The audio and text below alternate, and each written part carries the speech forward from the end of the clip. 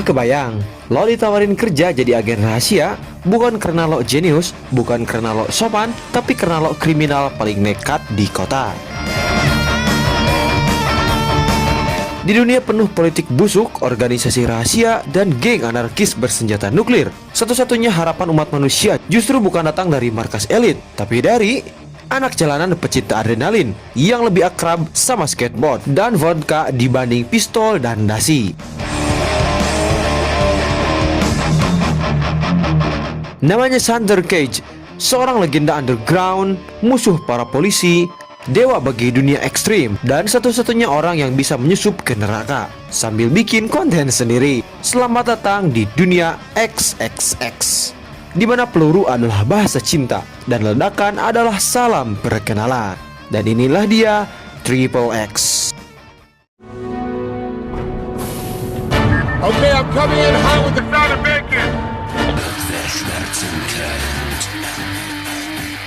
Film dibuka dengan suasana Eropa Timur yang kelam dan dingin. Kita berada di Praha, Republik Ceko. Di tengah keramaian konser metal Rammstein yang penuh dengan suara gitar tajam dan api menyala-nyala, ada seorang agen rahasia dari NSA yang sedang menyusup.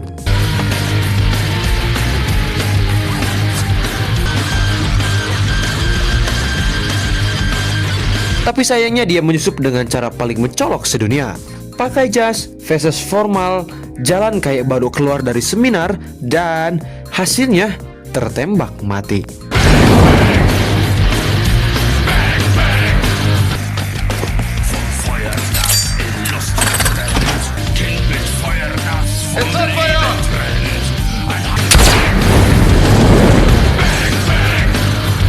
Pesan yang jelas, ini bukan dunia untuk agen bergaya Inggris. Dunia yang akan kita masuki penuh peluru, pesta, vodka, dan pemberontakan.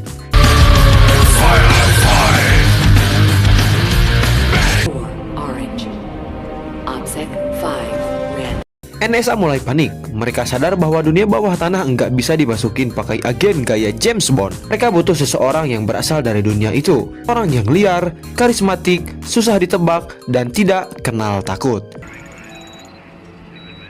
That's a fragment of a complex molecule. These guys aren't ours. Who are they? Already, you could use the help. I found out your agents were killed by this group. Lalu, masuklah Thunder Cage, ikon pemberontak era 2000-an.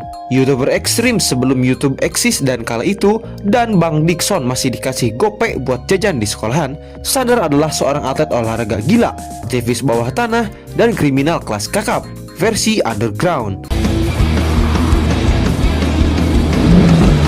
Who's driving my car?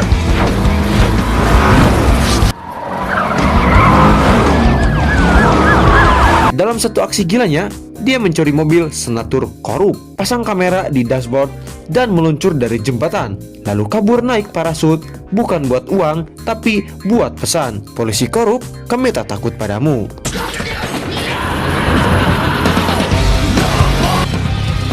Moral is, don't be a dick. Well done, Mr. K. Berkat aksi gila itu, dia jadi target NSA. Tapi bukannya dihukum mati, dia malah direkrut. Kala itu, NSA dipimpin oleh seorang agen veteran bernama August Gibbons. Veteran yang mukanya luka bakar dan hatinya lebih hangus lagi. Gibbons tahu dunia butuh agen baru yang ngerti jalanan, yang bisa masuk ke sarang penjahat tanpa bikin mereka curiga, sadar diculik tanpa tahu apa-apa.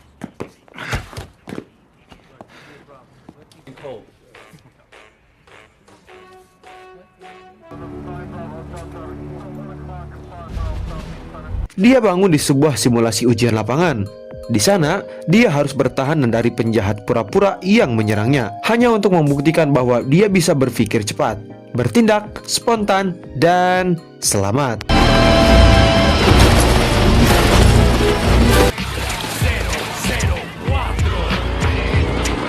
Tanpa pelatihan formal, Thunder berhasil melewati semuanya. Hasilnya, Gibbons terpukau dan bilang, "Kita rekrut dia aja," katanya. Walk with me.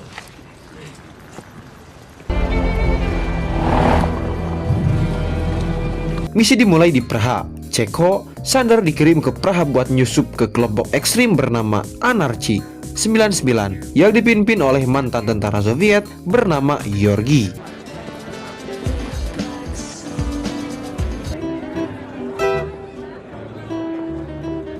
Markas mereka bukan base militer biasa, tapi kastil megah yang jadi tempat party saban malam. Vodka ngalir kayak air, wanita cantik berseliweran, dan rencana gila di balik pintu tertutup mulai terkuak. But we don't know each other.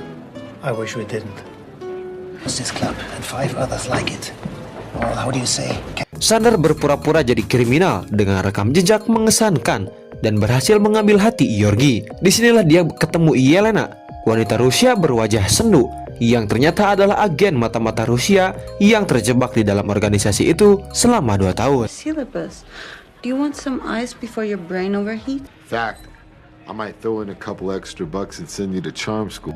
Dengan gayanya yang flamboyan dan cuek, Sander sukses menarik perhatian Georgi. Dia diajak pesta, adu motor, adu mulut, dan bahkan diberi kepercayaan buat ikut dalam bisnis senjata.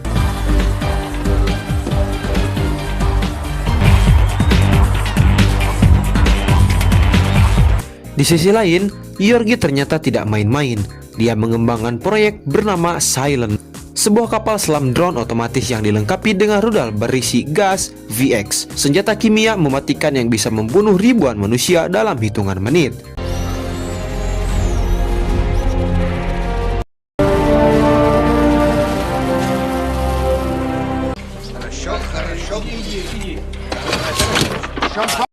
Tujuannya menjatuhkan kota-kota besar dan mengacaukan tatanan dunia agar kekuasaan bisa direbut oleh Anarki 99. Sander dengan segala kekacauannya mulai menyelidiki dari dalam, tapi saat dia ingin membawa informasi ini ke NSA, dia malah diperintahkan untuk diam. Gibbons punya agenda sendiri. I'm an authority figure. That's what I'm supposed to do.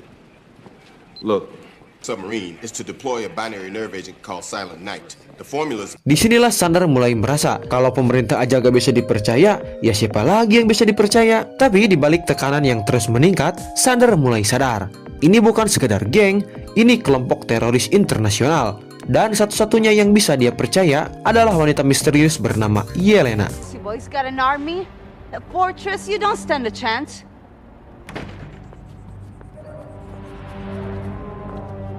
Ketika Sander diam-diam mengirimkan rekaman rencana Anarki 99 ke NSA, dia justru dikhianati. Mereka ingin mundur dan menganggap jika misi ini terlalu beresiko. Parahnya, pihak pemerintah malah bilang untuk biarkan semuanya meledak, katanya. so there was never a sweeper team, was there? Sander jelas marah, bukan karena dia patriot, tapi karena dia lihat rakyat sipil yang nggak tahu apa-apa bisa jadi korban dari rencana jahat Anarki 99. Maka dia pun melawan dengan caranya sendiri. The castle is covered with surveillance cameras. Zámek lidé bezpečnostní kamery. I'm a simple man, you know. I'd be happy with the beautiful Czech girl.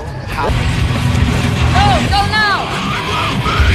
Salah satu adegan paling ikonik di film ini adalah saat Sander dikejar di pegunungan bersalju. Saat dikepung, dia nggak kabur ke bawah, tapi malah nembakin granat ke atas gunung buat nyebabin longsor salju alias avalanche.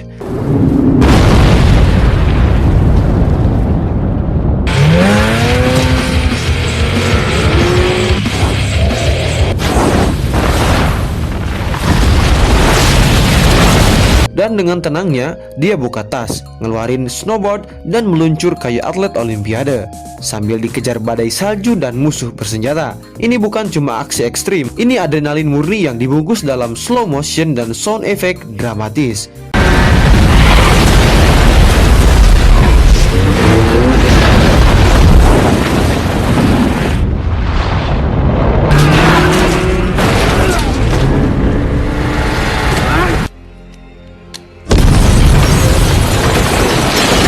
Setelah pertarungan yang terjadi cukup sengit itu, Georgi terbunuh, tapi kapalnya sudah dilepas. Drone selam Silent Night meluncur ke kota Praha dengan niat menyebar gas VX. NSA bingung, pemerintah telat, yang tersisa cuma Sander, satu motor air, satu peluncur roket, dan waktu yang nyaris habis. On it.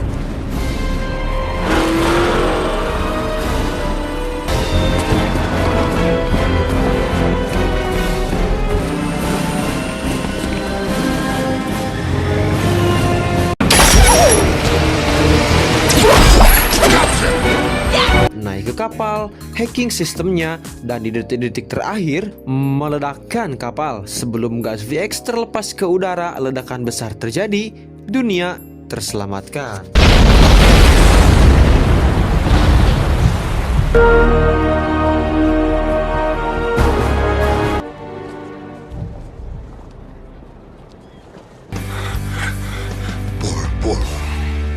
Setelah misi sukses, Gibbons ingin merekrut Sander jadi agen tetap. Tapi Sander memilih pensiun dini. Bersama Yelena, dia kabur ke Bora Bora, minum kelapa muda, tiduran di pantai, dan cuekin telepon dari NSA. Gibbons bilang ada misi baru, tapi Sander bilang, gue lagi liburan bro. Call me. We got a whole new thing to talk about. Hey. Film ini adalah paduan sempurna antara adrenalin, kritik sosial, dan gaya pemberontakan anak muda awal milenium. Triple X bukan cuma film aksi. Ini adalah pengingat bahwa kadang orang paling kacau justru bisa nyelamatin dunia. Dengan tato, attitude, gas dulu mikir belakangan, dan hobi ngelakuin hal paling ekstrim, Sander Cage bukan agen biasa. Dia adalah antihero dengan rating adrenalin 100%, bahkan 1000%. Oke guys, itulah dia alur cerita film Triple X. Semoga kalian semua terhibur. Terima kasih bagi Sobat Dickson yang udah stay sampai akhir. Sampai ketemu di review film selanjutnya. Bang Dickson beserta seluruh tim pamit dan adios amigos permios ngaleos.